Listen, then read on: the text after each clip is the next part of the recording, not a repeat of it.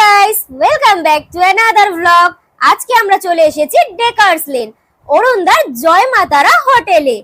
আমি এখন অরুণদার জয় মাতারা হোটেলের সামনে দাঁড়িয়ে, আর দোকানটা কিন্তু আজকে বন্ধ আছে, তোমরা দেখতেই পাচ্ছ। আজ রবিবার, আমরা এসেছিলাম অরুণদার হোটেলে ননভেজ আইটেম খেতে, কিন্তু কি আর করব, আজ দেখতেই পাচ্ছ তোমরা রবিবার বলে অরুণদার হোটেল বন্ধ, আর চিত্তবাবুর দোকানও কিন্তু আজকে খোলেনি। তাতে কি হয়েছে, ডেকার্স লেন মানেই হচ্ছে স্ট্রিট ফুডের খনি। তাই আমরা আজকে ডেকার্স লেনের অন্যান্য যে স্ট্রিট ফুডের দোকানগুলো আছে তার মধ্যে একটা দোকানে আজ খাওয়া দাওয়া করব। আর হ্যাঁ, অরুণদার দোকানে এসেছি। অরুণদা দোকানে নেই তো কি হয়েছে, অরুণদার জয় মা তারা হোটেলের এই মা তারাগুলো কিন্তু অরুণদার দোকান পাহারা দিচ্ছে, তোমরা দেখতেই পাচ্ছ। জয় মা তারা। চলো এবার দেখা যাক ডেকার্স লেনে অরুণদার দোকানের আশেপাশে আর কি কি স্ট্রিট ফুডের দোকান আছে। তোমরা দেখতেই পাচ্ছ ডেকার্স লেনে এই গলিটার মুখ থেকে ঢুকতেই অনেকগুলোই দোকান আছে, যেগুলো কিন্তু আজকে খোলাই আছে। আমরা আজকে দেখে নেবো যে আমরা কোন দোকানে আজকে খাওয়া দাওয়া করব।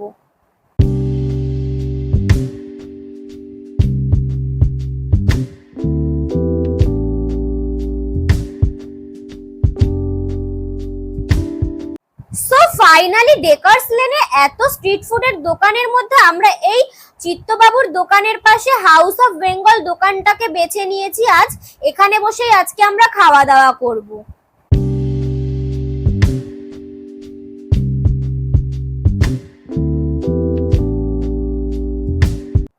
আর দোকানের সামনে দেখতেই পাচ্ছ কত কাস্টমার, সবাই কিন্তু খাওয়া দাওয়া করতে খুব ব্যস্ত।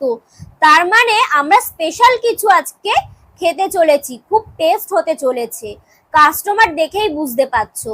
চলো এবার দেখে নি এনার দোকানে কি কি খাবার আছে।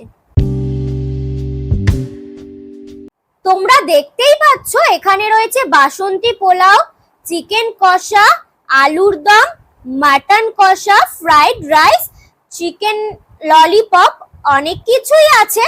তার মধ্যে আমরা নিয়ে নিলাম চাউমিন আর চিলি চিকেন। চলো এবার খেয়ে দেখা যাক যে কেমন খেতে।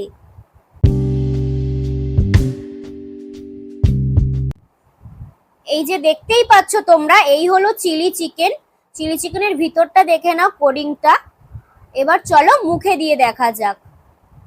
চিলি চিকেনের সাথে চাউমিনটা খেতে কিন্তু বেশ ভালো লাগছে, কারণ চিলি চিকেনটা বেশ স্পাইসি। তোমরা কিন্তু ডেকার্স লেনে গেলে এই চিত্তবাবুর দোকানের পাশে হাউস অফ বেঙ্গল দোকানটার খাবার ট্রাই করতে পারো। যাই হোক বন্ধুরা, আমরা খাওয়া দাওয়া শেষ করে বাড়ি ফেরার পথে, যেহেতু ধর্মতলার ওপর থেকেই যাচ্ছিলাম, তাই ফেরার পথে নিউ মার্কেটে ঢুকেছিলাম। আমার কিছু কেনাকাটা করার ছিল, তাই তোমাদেরও আজ নিউ মার্কেটটা ঘুরিয়ে দেখাই আমার সাথে, চলো। নিউ মার্কেটে গেলেই এই সানগ্লাসের দোকানগুলো আমাকে খুব উত্তেজিত করে। এত ভালো লাগে সানগ্লাস আমার, অথচ আমার মুখের সাইজের সানগ্লাসই পাওয়া যায় না। বাচ্চাদের সানগ্লাসগুলো আমার মুখে আবার একদম ঠিকঠাক, নয়তো আবার একটু স্টাইলিশ সানগ্লাস যদি আমি কিনতে চাই, আমার মুখের চাইতে সানগ্লাস বড় হয়ে যায়। কি জ্বালা বলো দেখি। যাই হোক, তারপর এই দেখো গরমকালে এই পাখাগুলো এত সুন্দর কিউট দেখতে, কিন্তু প্রচুর দাম। 300 টাকা মতো চাইছিল। তোমরা যদি ঠিকঠাক বার্গেনিং করো তাহলে একটু কম হবে। আমি বার্গেনিং করেছিলাম, 200 টাকায় নামিয়েছিলাম, বাট আর নিলাম না, পরে কখনো নিয়ে নেব। যাই হোক, আমরা নিলাম না। তারপরে চলে গেলাম এই আমার যেটা প্রয়োজন ছিল, মেনলি দুটো ওড়না প্রয়োজন ছিল খুব, তো ওড়নার দোকানে চলে গেছি। দুখানা ওড়না নিয়ে নিয়েছি, আর এখানে সেল দিচ্ছিল এই ওড়নাগুলো 200 টাকা করে, আর এই ওড়নাগুলো একটুখানি ডিফেক্ট যেগুলো ছিল সেইগুলো আবার 100 টাকা করে সেল দিচ্ছিল। এই যে দেখতেই পাচ্ছ এই সেলের ওড়নাগুলো, এগুলো কিন্তু একটু ডিফেক্ট আছে, তাই জন্য 100 টাকা করে সেল দিচ্ছে, কিন্তু এগুলো 50 টাকা করে সেল দেওয়া উচিত ছিল। যাই হোক, এই ডিফেক্টগুলো আমি আর নিইনি, 200 টাকার ওড়নাগুলোই নিয়েছি, যেহেতু ওগুলো ডিফেক্ট ছিল না। যাই হোক, এখান থেকে দুটো কুর্তি নিয়ে এবার আমরা বাড়ির দিকে যাব।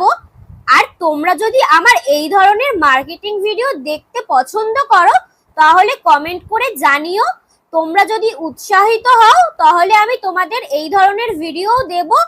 সো আজকের ভিডিওটি আমার এই পর্যন্তই, দেখা হবে আবার পরের ভিডিও নিয়ে। টাটা।